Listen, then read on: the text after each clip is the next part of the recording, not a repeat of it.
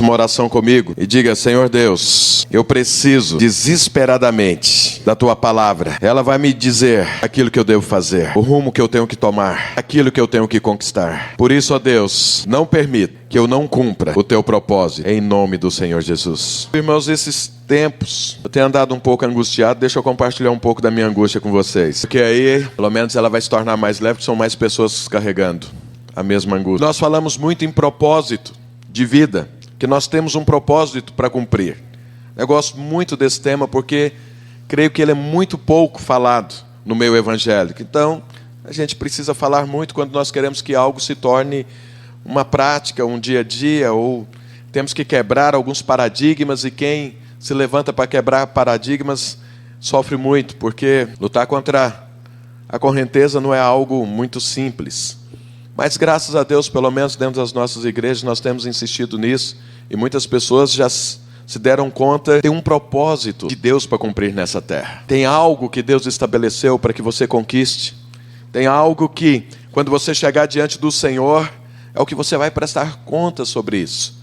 Tem algo que vai te tornar um vencedor. E a palavra de Deus diz: ao vencedor darei, ou herdará essas coisas, e eu lhe serei Deus, e eles me serão filhos. Deus aguarda isso.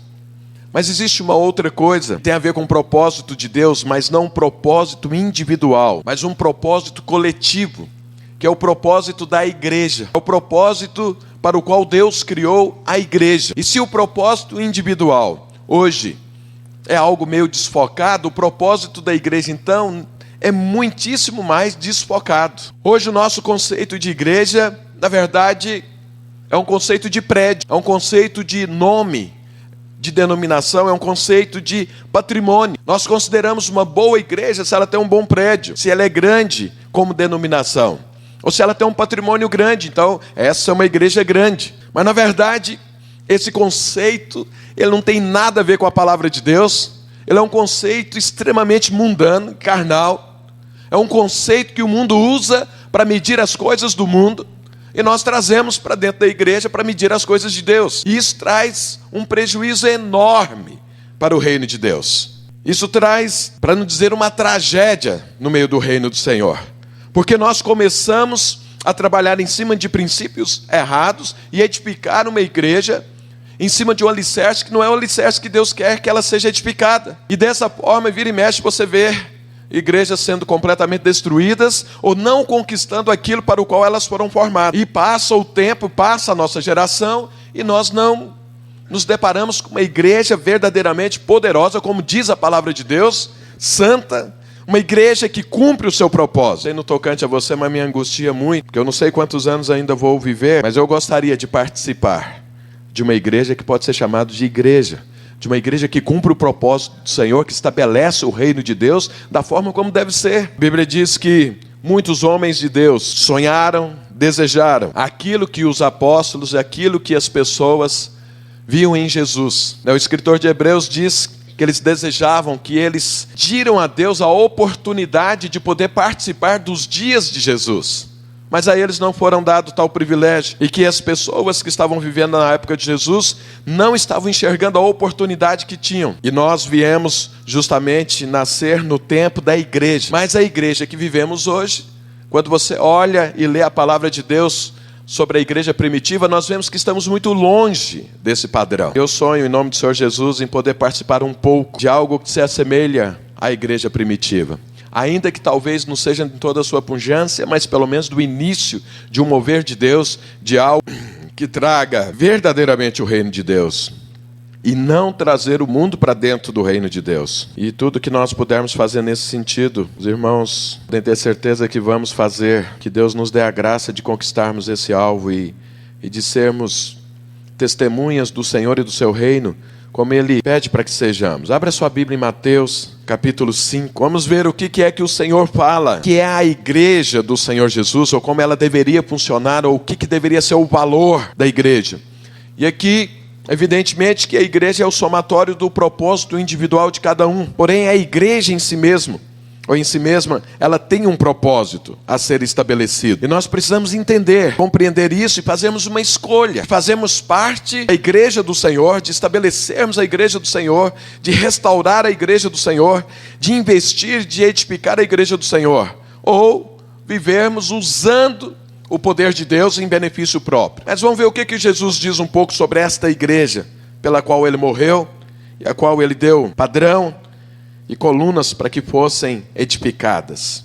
Então em Mateus capítulo 5, do verso 13 até o verso 16, nós vemos aqui pelo menos duas coisas que o Senhor Jesus diz sobre a igreja. Ainda que a palavra igreja não esteja escrito aqui, mas se refere à igreja. Porque todas as vezes que na palavra de Deus está falando de nós, no plural, não se refere a mim especificamente, a você especificamente, então isso é a igreja. Porque se 2 ou 3 estiverem reunidos, o Senhor estará no meio, e isso chama-se igreja. Quantos aqui gostam de vir à igreja todos os domingos? Diga amém. Pois é, isso é um conceito equivocado, porque na verdade nós viemos ao prédio da igreja. Mas quando você fala que vem à igreja aos domingos, parece que você não faz parte dela. Você vai e depois você volta da igreja.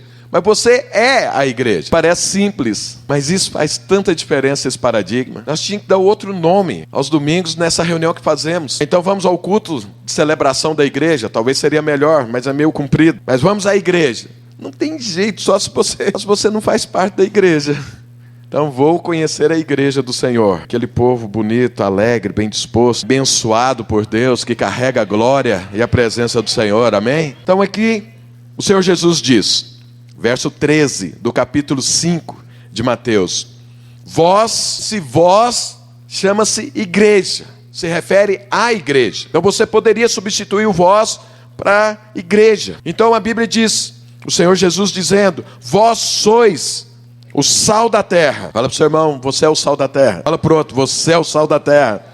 Cutuca no da frente, fala, você também é o sal da terra. Bate no peito assim e fala, eu sou o sal da terra. Oh Jesus, tem misericórdia de nós. E continuando, se o sal vier a ser insípido, como lhe restaurar o sabor? Para nada mais presta, senão para lançado fora, a ser pisado pelos homens. E continuando, Jesus diz, vós sois a luz do mundo. Bate no peito e fala, eu sou a luz do mundo. Não se pode esconder a cidade edificada sobre um monte, nem se acende uma candeia para colocá-la debaixo do alqueire, mas no velador, e alumia a todos os que se encontram na casa. Assim brilhe também a vossa luz diante dos homens, para que vejam as vossas boas obras e glorifiquem a vosso Pai que estás nos céus. Então aqui Jesus está falando que nós somos o que a igreja é.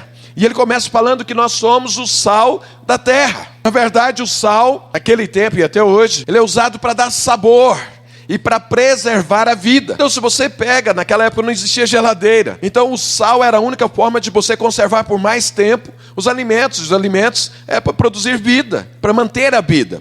Então de outra forma Jesus está falando, vocês são aqueles que vão preservar a vida. Nós somos aqueles que, se o mundo não nos tivermos, o mundo só terá morte. Mas nós somos a vida do Senhor. Nós temos que preservar essa vida. Nós temos que estar juntos, vivendo nesse mundo para preservar a vida. Se nós não agirmos nesse mundo, a vida perece. Olha a responsabilidade que a igreja tem de preservar a vida no mundo. Porque se porventura a igreja não fizer o seu papel, não haverá nenhuma chance para ninguém que vive no mundo. Estarão todos condenados, irão todos para o inferno, não terão a eternidade que a igreja do Senhor Jesus terá. Então faz parte do nosso propósito como igreja de ser sal, de preservar a vida. Mas acontece que ao longo do tempo, como que nós temos pegado esse conceito e vivido? Nós queremos ser sal aqui, no prédio da igreja. Mas aqui, ser sal aqui, é a mesma coisa que você deixar o sal no saleiro. Não serve para nada. Talvez para um enfeite, se o saleiro for bonito. Então, se o prédio às vezes é bonito, pode ser até algo que as pessoas olham e admiram. Mas nós sermos sal aqui, não representa nada. Não estaremos fazendo nada. O que o Senhor Jesus diz, vós sois o sal da terra. Então, onde nós temos que ser sal? É lá fora, não é aqui dentro. Nós gostamos muito de ser sal dentro da igreja, mas dentro da igreja não precisa, porque todo mundo aqui é sal, amém? Todos aqui, presume-se que já conhecem o Senhor, já tem uma vida com Deus, e aqui é o momento para nós buscarmos mais a Deus, mas o lugar de sermos sal não é aqui, é lá fora, porque se for aqui nós não estaremos cumprindo a nossa função de sal, de preservar a vida, de nos misturar com o mundo, não no sentido de fazer o que o mundo faz, mas para preservar as vidas, porque senão todos vão morrer, todos irão morrer. Então, temos que trabalhar lá fora. Em outras palavras, nós podemos traduzir esse versículo como Jesus dizendo: misture-se com o mundo, preservar o mundo e salvar o mundo, porque senão vai apodrecer. E esse mistura-se, o que o Senhor Jesus está falando e o sentido que eu estou dando para essa palavra, na verdade é ser, fazer e dizer aquilo que Jesus era, dizia e fazia. Isso é misturar-se com o mundo. Isso foi o que Jesus fez. Jesus foi sal, Jesus foi luz enquanto ele estava no mundo. E disso, para nós que somos seus discípulos, para continuarmos fazendo a mesma coisa. Jesus sentava com os pecadores e publicanos, não para pecar, não para zombar, mas para curá-los, para salvá-los, para ministrar uma palavra de boas novas a essas vidas.